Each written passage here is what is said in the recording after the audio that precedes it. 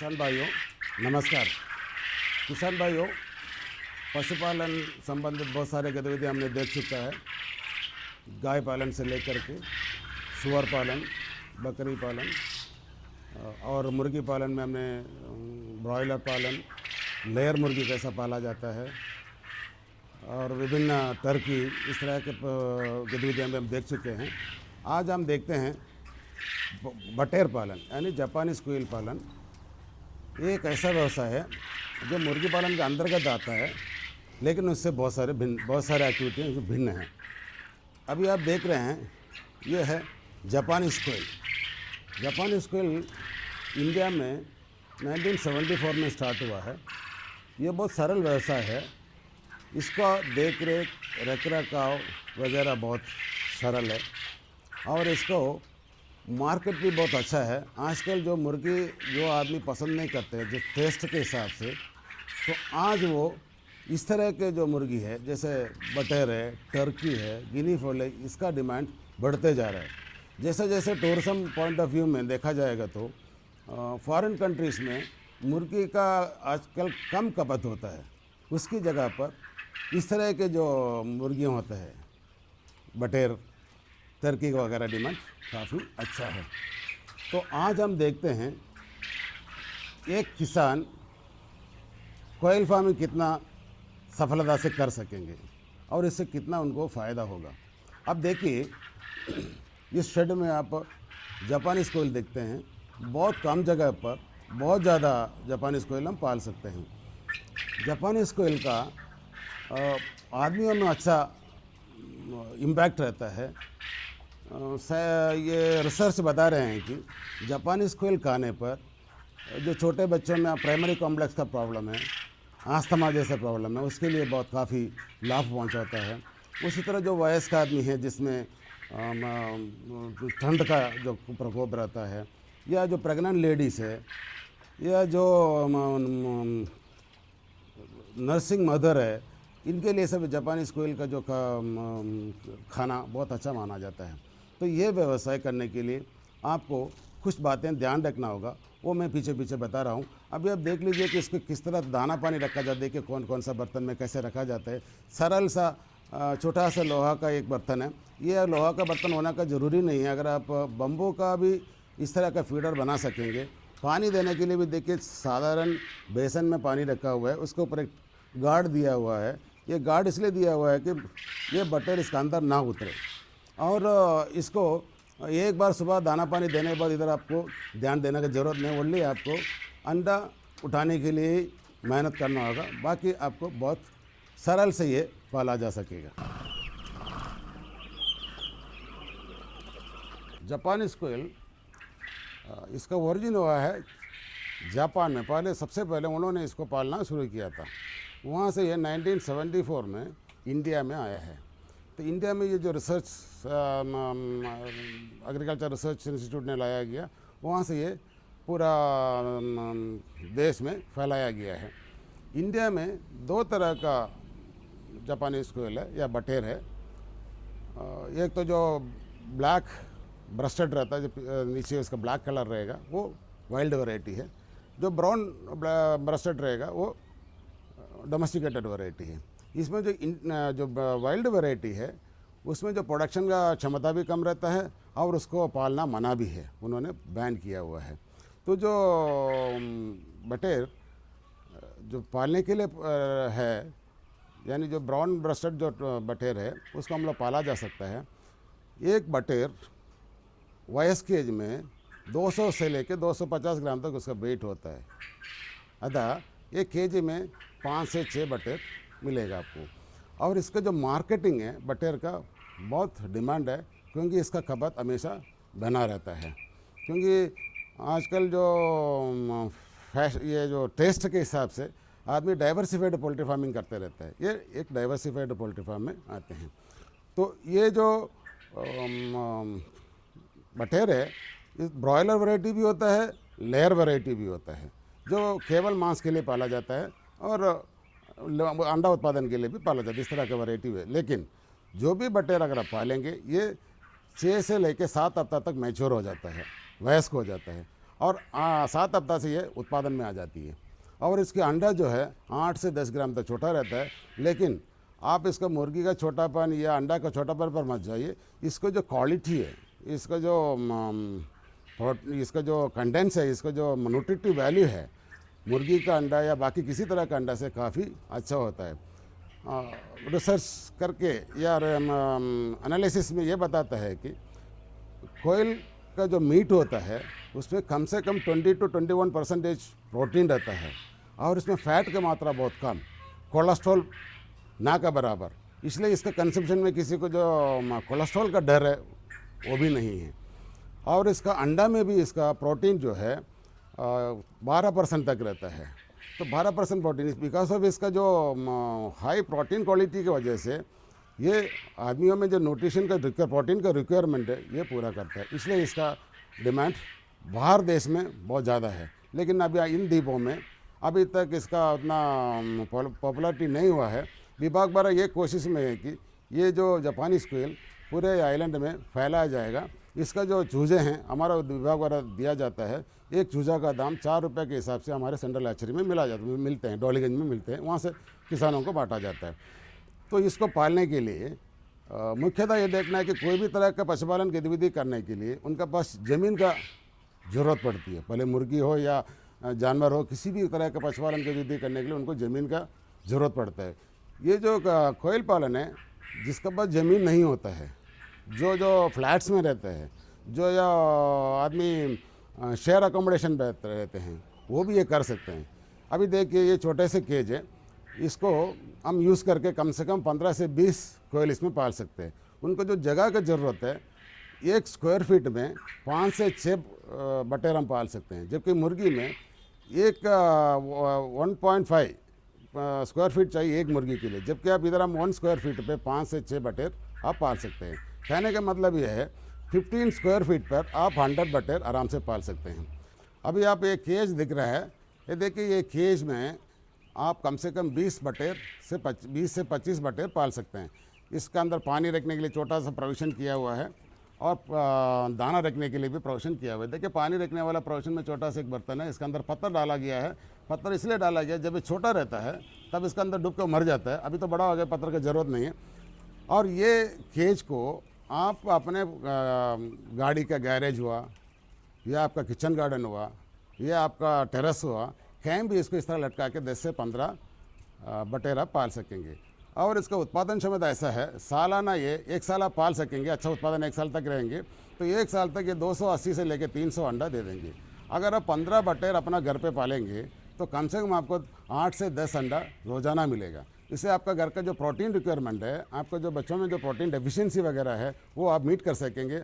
और सबसे मेन बात है कि आप ऑर्गेनिकली प्रोड्यूस कर सकते हैं।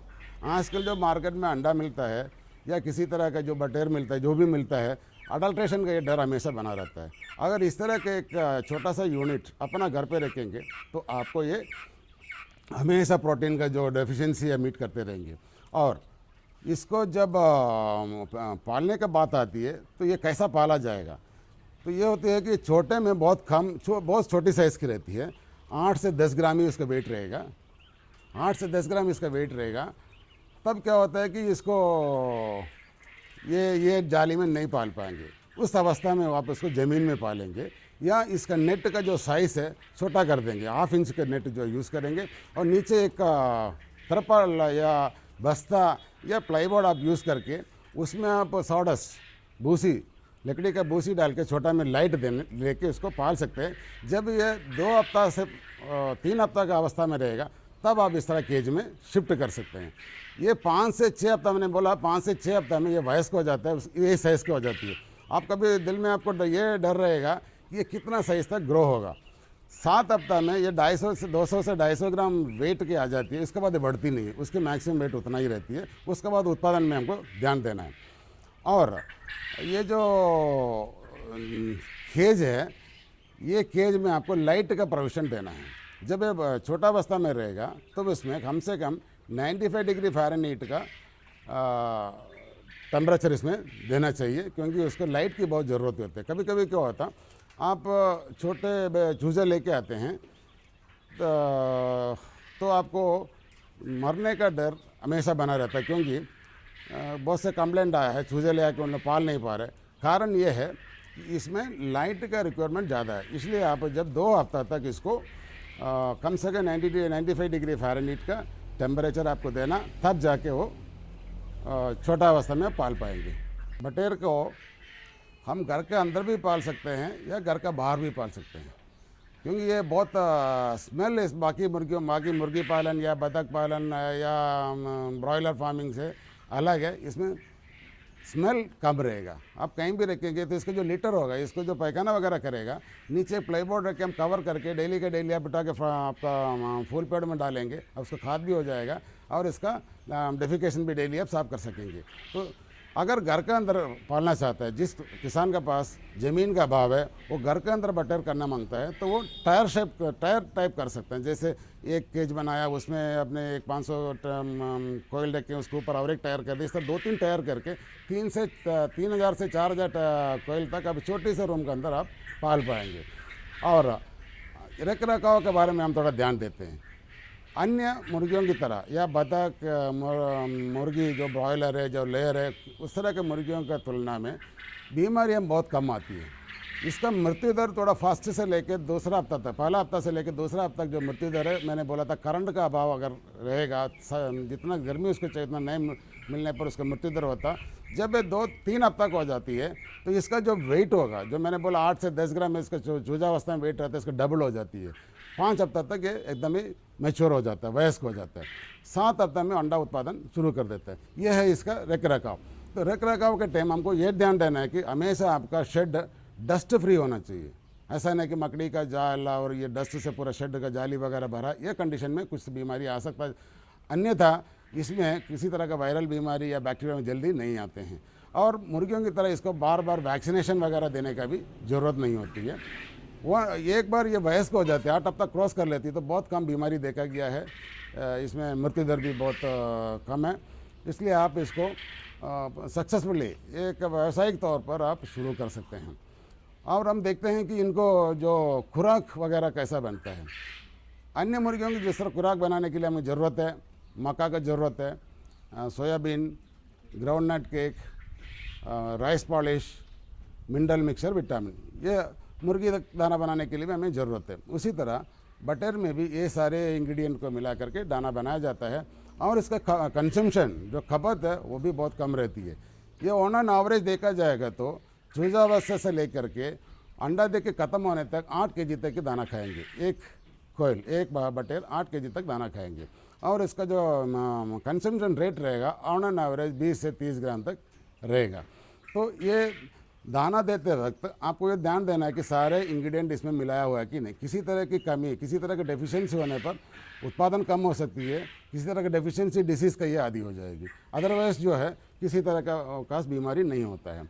जब आप चूज़ा ले आते हैं घर पे, जब मैंने बोल रहा था करंट सबसे पहले चेक कर लेना चाहिए था, उसके बाद पानी देने का व्यवस्था भी आपको ठीक करना चाहिए। क्योंकि जो बर्तन में पानी रखेंगे, बड़ा वाला बर्तन में पानी रखेंगे तो ये बच्चे उसके अंदर घुस के मरने का डर बना रहता है।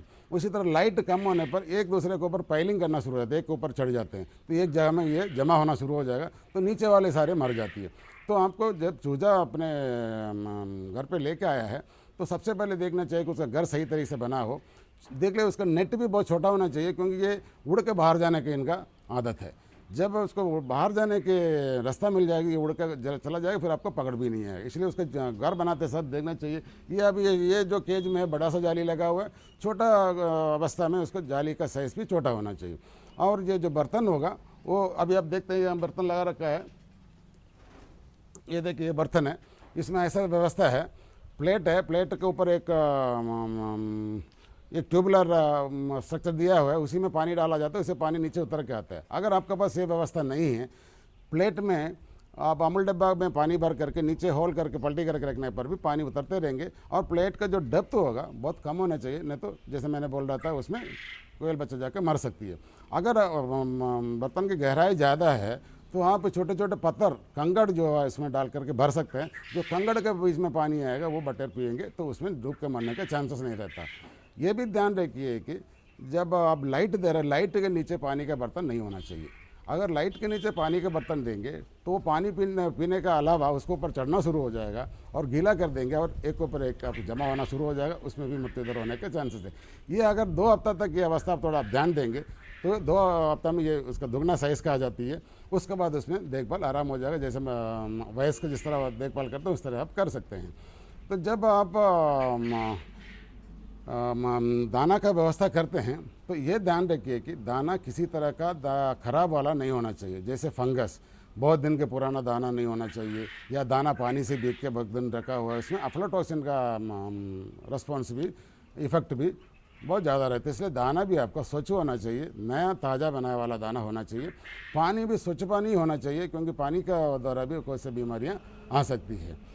और इसका मार्केटिंग करते वक्त आप ये देखिएगा कि मतलब इसको बेचते वक्त मार्केट में डिमांड आप देख लीजिए, क्योंकि आप साइज़ को जैसे बोल रहे थे कि छोटा साइज़ है, छोटा साइज़ का डिमांड कम, ऐसा नहीं है। इसका प्रोटीन का जो रिचनेस है, उससे ज़्यादा प्रोटीन रहने की वजह से इसका डिमांड ज़्यादा है। और आप इसका अंडा देख लीजिए, ये जो है कोयल का अंडा है। मैंने बोल रहा था कि ये जो 8 से 10 ग्राम तक इसका वेट रहता है, इतना ही साइज़ का होगा वो। कितना भी आप मुर्गे बटेर पालेंगे, जितना भी अंडा उत्पादन होगा सब एक ही साइज़ का होगा, 8 से 10 ग्राम का अंदर ही रहेगा। इसका शेल बहुत थिक रहता है और इसे जल्दी ब्रेक भी नहीं होगा ये। और इसमें आप लोग जनरली इसको अचार, पिकल वगैरह बनाने के लिए आदमी यूज़ करते हैं। बोलते हैं कि इसका पिकल बना के बहुत दिन तक इसको प्रिजर्व करके रख सकते हैं। जैसे ये इसका न्यूट्रिटिव वैल्यू की वजह से, अच्छा न्यूट्रिटिव वैल्यू की वजह से इसका जो पिकल का बहुत मार्केट में डिमांड रहता है बोलते हैं। और ये अंडा उत्पादन के लिए आपको मेल फीमेल जो नर मादा ज़्यादा रखने की ज़रूरत नहीं है। ये कॉलोनी ब्रीडर्स है, एक कॉलोनी में एक मेल के साथ 10 से 12 फीमेल आप रख सकते हैं।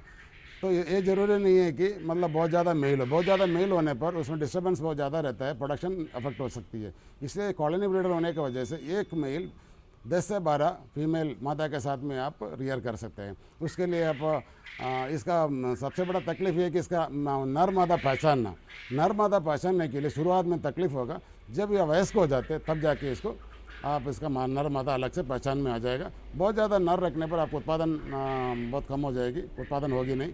तो आप अगर अंडा से आपको चूजा उत्पादन करना है तब जा कर के एक नर के साथ में 5 मादा होना ज़रूरी है, तब जाके उनका अंडा फर्टिलिटी बहुत अच्छा होगा। और ये 18 दिन में आपको चूजा इससे उत्पादन हो जाएगा।